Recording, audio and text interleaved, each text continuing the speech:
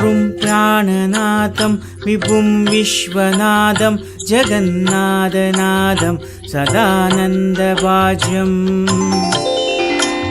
भवद्भव्यभूतेश्वरं भूतनादं शिवं शङ्करं शम्भुमीशानमीडे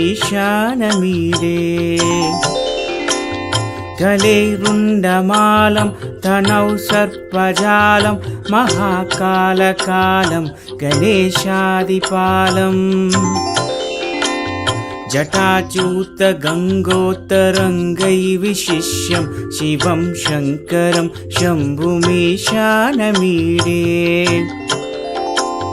मुदामाकरं मण्डनं मण्डयन्तं महामण्डलं भस्मभूषाधरन्तम् अनादिं हपारं महामोहमारं शिवं शङ्करं शम्भुमीशानमीडे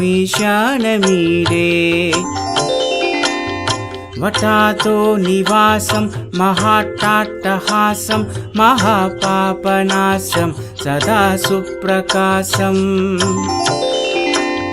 गिरीशं गणेशं सुरेशं महेशं शिवं शङ्करं शम्भुमीशानमीडे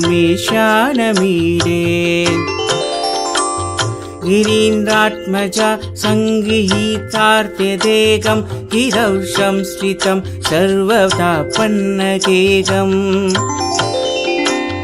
परब्रह्म ब्रह्मादिभिर्वन्यमानं शिवं शङ्करं शम्भुमीशानमीडे कपालं त्रिशूलं कराभ्यां ददानं पदं भोजनं राय कामं ददानम् बलिवर्धयानं सुराणां प्रदानं शिवं शङ्करं शम्भुमीशानमीडे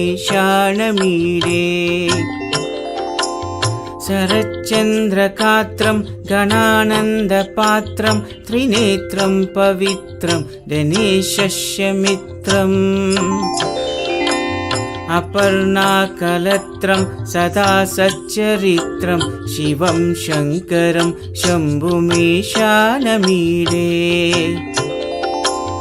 हरं सर्पहारं चिताभूविहारं भवं वेदसारं सदा निर्विकारम् श्मशाने वसन्तं मनोजं दहन्तं शिवं शङ्करं शम्भुमीशानमीडे स्वयं यत्प्रभाते नरशूलपाणे पठेत् स्तोत्ररत्नं तिह प्राप्य रत्नम्